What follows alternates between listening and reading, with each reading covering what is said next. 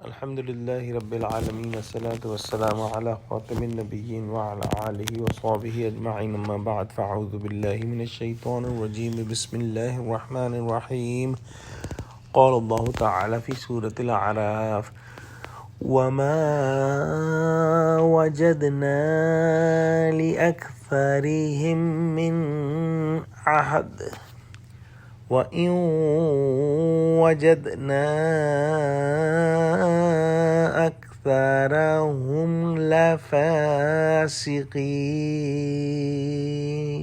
ترجمہ: اور ہم نے ان میں سے اکثروں میں عہد کا نباہ نہیں دیکھا، اور ان میں اکثروں کو دیکھا تو بدکار ہی دیکھا۔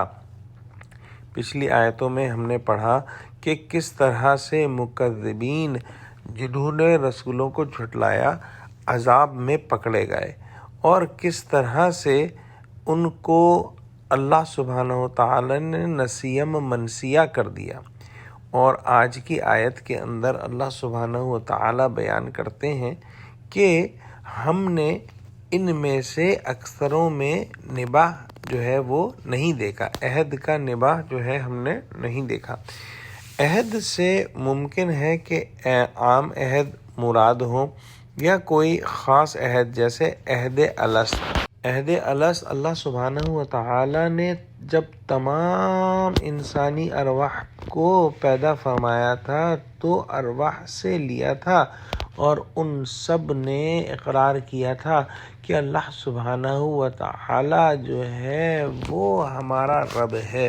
اس کے بعد تمام ارواح کو جو ہے وہ سلا دیا گیا، اور پھر انسانی پیدائش جب ہوتی ہے تو رحم مادر کے اندر روح کو جسم سے ملا دیا جاتا ہے، اور پھر اس طرح سے انسان دنیا کے اندر آتا ہے۔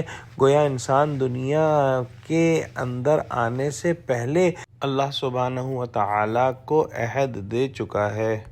اور کچھ علماء فرماتے ہیں کہ یہاں پر عہد سے مراد جو ہے وہ عہد ہے جو مصائب اور سختیوں کے وقت کرتے تھے کہ فلاں سختی اٹھا لی جائے تو ہم ضرور ایمان لے آئیں گے، جیسے کہ فرعونیوں نے جو ہے وہ عہد کیا تھا۔ تو اس آیت میں اللہ سبحانہ وتعالی فرماتے ہیں کہ یہ لوگ جو کہ مکذبین تھے ان کے اندر عہد نباہ کرنے کی جو ہے عادت نہیں تھی، اور ان کے اندر اکثر جو تھے وہ فاسق اور بدکار تھے، اور ان کا انجام یہی ہوا کہ ان کو عذاب الہی نے آ پکڑا۔ دعا کرتے ہیں کہ اللہ سبحانہ وتعالی ہم کو قرآن کا فہم عطا فرما، ہم کو سچوں سے جوڑے، اور ہم کو صراط مستقیم پر قائم فرما دے۔ آمین۔ وآخر دعوانا الحمدللہ رب العالمین۔ السلام علیکم ورحمۃ اللہ وبرکاتہ۔